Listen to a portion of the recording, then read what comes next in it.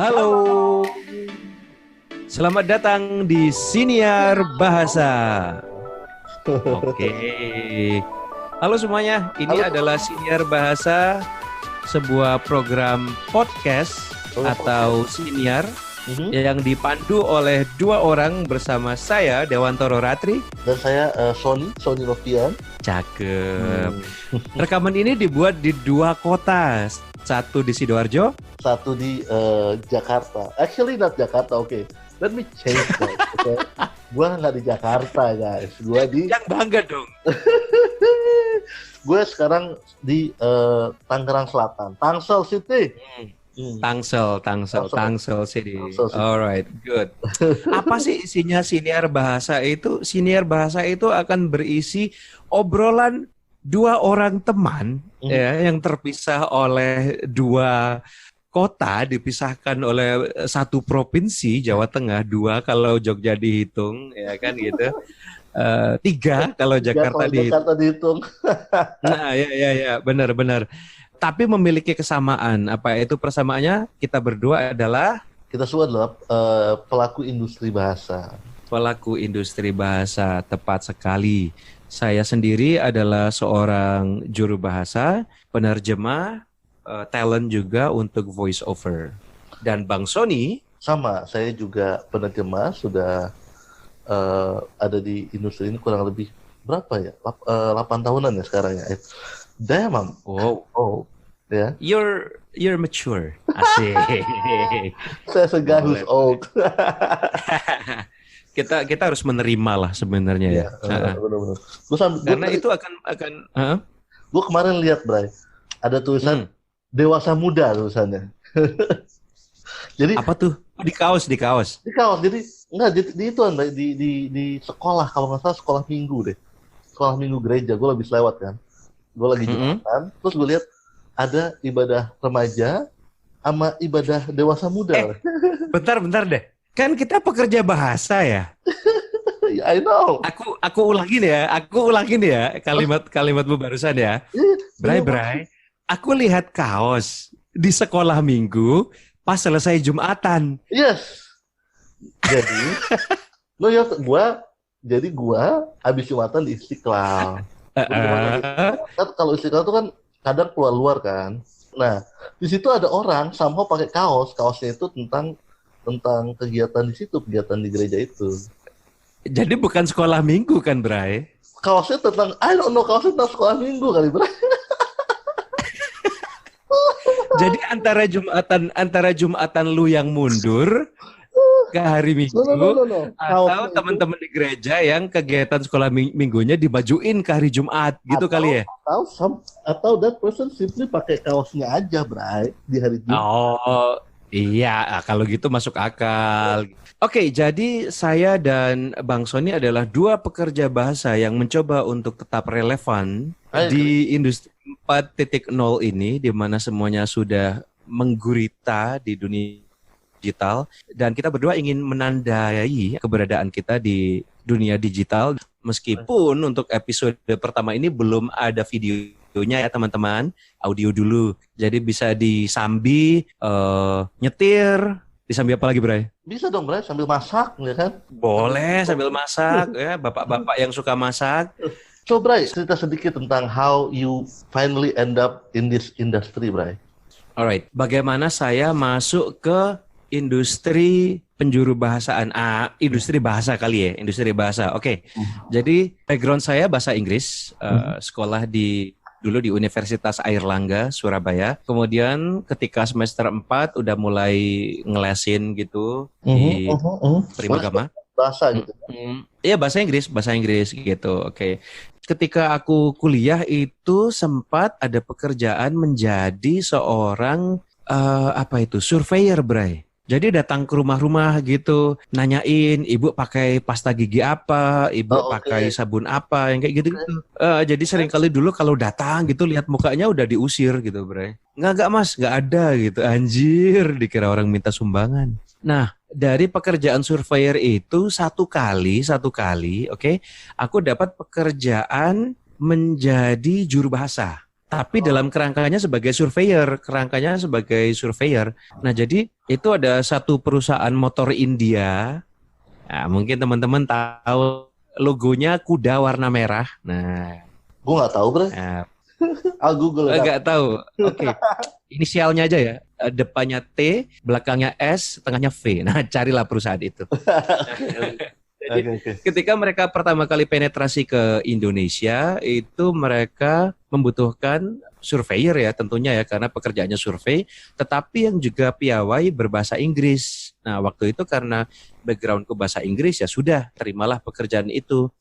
Singkat kata singkat cerita, 3 hari di Surabaya dan mereka puas, Bray. Mereka puas, artinya wah, Dewa bahasa Inggrismu bagus gitu. Kemudian mereka bilang bulan depan kita mau ke Jakarta nih gitu. Kami pingin kamu ikut ke Jakarta. Lah, kemudian aku mikir, ke Jakarta. I knew nothing about Jakarta. Pada saat itu aku nggak ngerti apapun tentang Jakarta, lokasi nggak tahu, apapun nggak tahu. I knew nothing about location. Kemudian mereka jawabnya gini, Bray, dengan logat India mereka, Dewa, translation is more important than location. Jadi terjemahanmu itu lebih penting dari lokasi.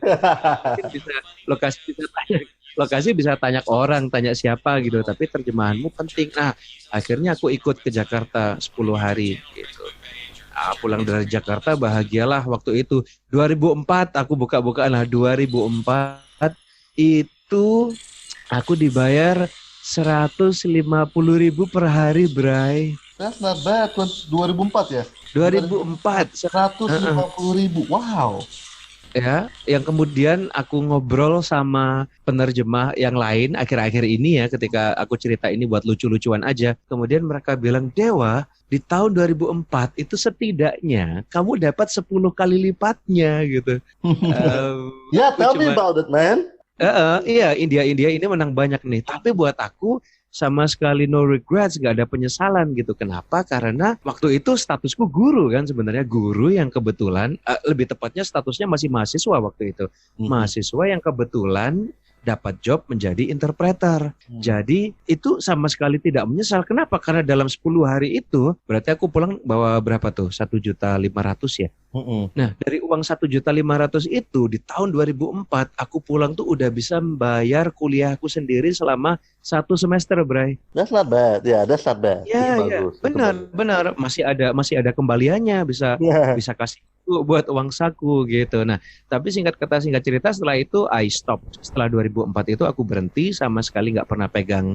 Kemudian kerja jadi guru. Sampai suatu hari aku ketemu dengan kakak kelas, ya sebut saja inisialnya atau nama samarannya gitu ya, Mbak Bunga gitu ya. Nah, sama Mbak Bunga ini, si Mbak Bunga ini lagi merintis usaha agensi penerjemahan, Bray gitu. Kemudian aku diminta untuk menjadi penerjemahnya. Oke, aku ikut jadi penerjemahnya.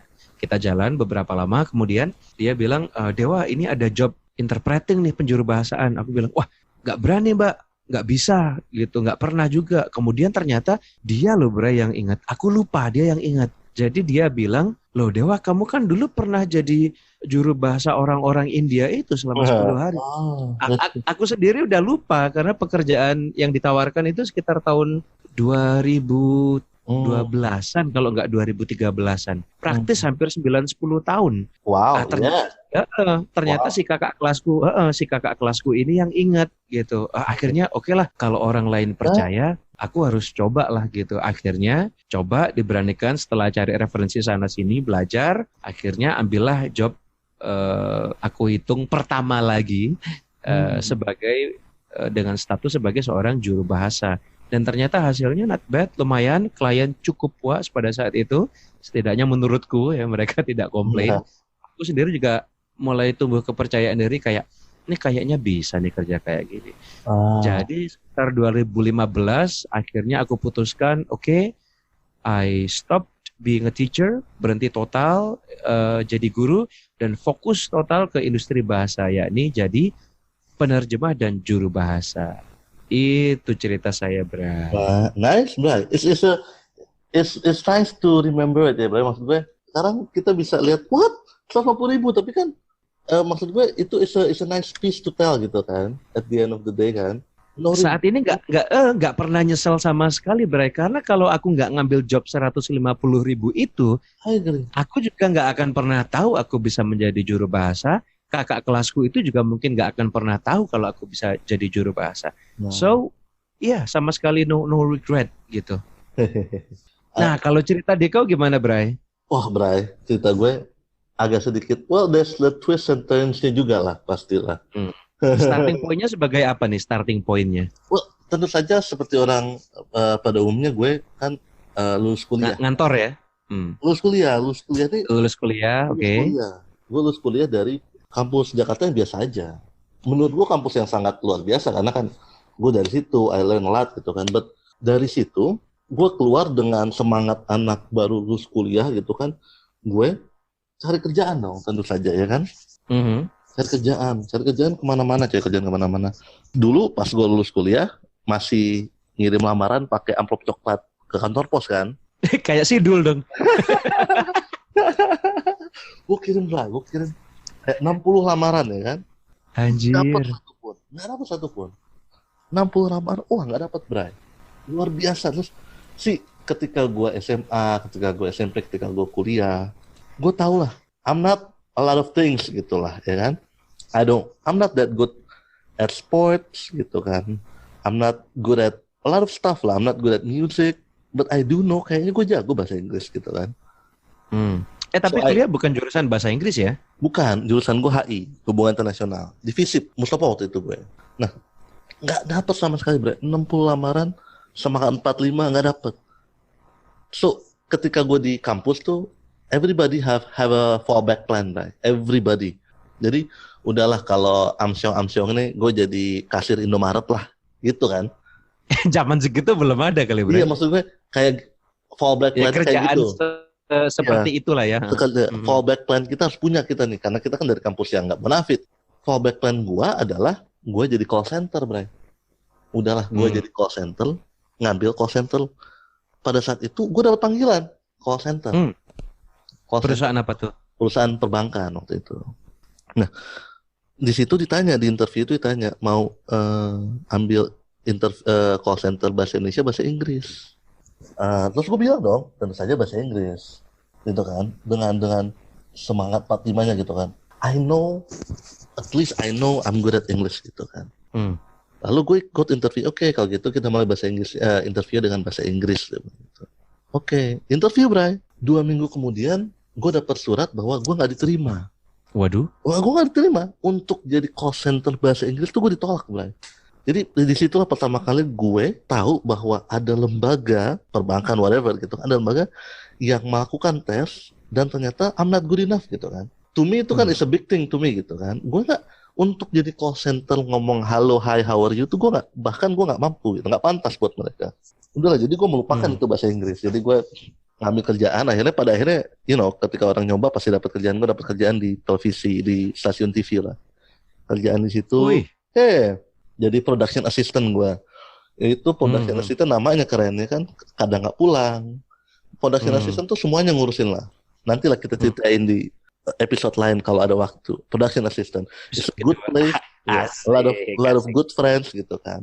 Tapi setelah berapa tahun di situ, tiba-tiba out of the blue ada orang bilang, Son, gue kerja sebagai language assistant nih di perusahaan consulting company. Pada saat itu adalah perusahaan consulting company nomor 1 di dunia, Bray. Consulting company nomor 1 di dunia. Pada saat gue ditawarin kerjaan itu ya, lu mau coba nggak interviewnya gitu. Jadi apa? Jadi language assistant namanya gitu. Oke, lu nih udah nih gue kasih lu tes. Ada 10 lembar undang-undang, terjemahin. Gue terjemahin lah, gue kirim balik. Sony, boleh lu setelah diterjemahin, oke Sony, looks good, dia bilang gitu. Lu mau nggak datang interview? Dia bilang gitu. Tahu gitu kan. Akhirnya gue datang interview, Bray. Kantornya, wah, gedungnya keren lah ya kan. Ketika gue datang, singkat cerita gue datang, biasa kan, kalau interview and is important for us, gue datang 1 jam lebih awal gitu. Gue datang 1 jam lebih awal gue datang. Tapi ketika gue sampai di depan liftnya, gue ingat lagi itu orang gitu, itu manusia yang bilang, maaf mas nggak diterima gitu. Gue ingat lagi tuh call center itu. Yang dari call center bank tadi ya. Gue kalau bagi bank call center aja gue nggak mampu, apalagi di sini gitu. Jadi gue decide untuk tidak datang interview. Udah sampai gue keluar. Serius? Keluar gue dari gedung itu. Gue keluar dari gedung itu lalu gue nongkrong di. Udah nyampe di gedungnya tuh. Udah sampai di liftnya. Gue tinggal mencet liftnya doang. Mencet liftnya doang. Udah pakai dasi gue, Bray. You have to imagine I don't have anything else except English gitu kan at that time. Lalu kemudian ya ampun. Ada mana? Akhirnya gue nongkrong lah di mall. Udah nggak punya duit ya kan. Nongkrong di mall ya kan. Mall seberangnya lah. Gue nongkrong di mall seberangnya. Udahlah kan, luntang-lantung kan di mall kan. Tiba-tiba ada perempuan gitu, Bray. Ada perempuan keturunan Asia lah. Perempuan keturunan Asia kayak kebingungan gitu. Terus dia lihat orang. Biasa kan kalau orang nggak bisa bahasa Indonesia zaman dulu kan, dia nanya pakai bahasa Inggris kan. Orang Indonesia kayak nggak tahu gitu kan. Nggak tahu. Jalan lagi. Nggak tahu jalan lagi gitu kan. Satpam pun dia tanya. Satpamnya pada saat itu nggak bisa bahasa Inggris pada saat itu ya. Gue tanya dong, kenapa gitu. Ini jadi gue baru tiba di sini kata dia gitu. Tapi koper gue ketinggalan gitu. Koper gue akan dikirimkan nanti di flight berikutnya. Gue butuh beli baju. Gitu. Gue butuh beli baju sama beli pakaian dalam gitu. I need a pair of underwear, undies dia bilang gitu. Bisa temenin nggak gitu. Soalnya gue nanya macam-macam, nggak ada yang bisa ngasih gitu. Dia pengen specific size maybe, I don't know gitu kan. Ya, akhirnya gue temenin, Bray. Gue temenin beli baju lah, beli pakaian dalam juga gitu kan. Ngobrol-ngobrol kan sepanjang perjalanan itu. Dia bilang, wow, you have a very nice English and accent, dia bilang gitu kan. Seingat gue, tim gue butuh penerjemah deh, dia bilang gitu. Lo mau nggak datang ke kantor gue besok, dia bilang gitu.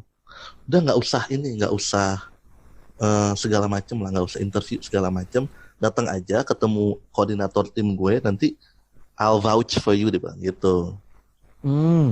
Oh ya udah, dia bilang gitu kan, nggak apa-apa. Besoknya gue datang lagi, ternyata kantornya sama, Bray. Lah, jadi gue tadi di interview. Jangan lowongan yang dimaksud si perempuan tadi itu yang gue bail out, maybe. Oh, benar. Ya ampun. Aduh. Jadi di situ gue baru kenal dunia interpreting kan. Dari situ gue gokil. Ya di perusahaan konsultan itu you meet a lot of good people lah. You meet a lot of great people actually kan. Di situ kan lu belajar untuk memberikan masukan, pendapat ke CEO perusahaan, ke direktur, ke manajer, ke bagaimana melakukan transformasi perusahaan. So I learn a lot gitu kan. Dari situ lah tuh berkembang skill gue, dan di situ mereka provide good training gitu, untuk menjadi interpreter yang baik gitu. Dari situ gue pindah ke kedutaan Amerika.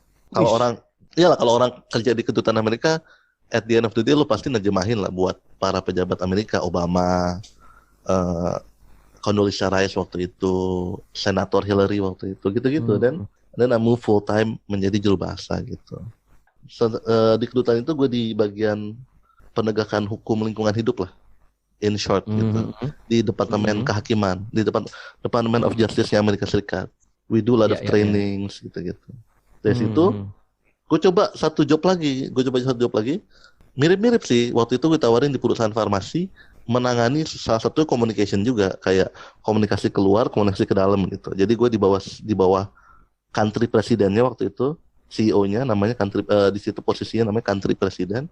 Jadi gue yang manage komunikasi dari country president itu keluar dan ke dalam gitu lah, ke fellow employees dan juga ke klien atau ke external parties gitu.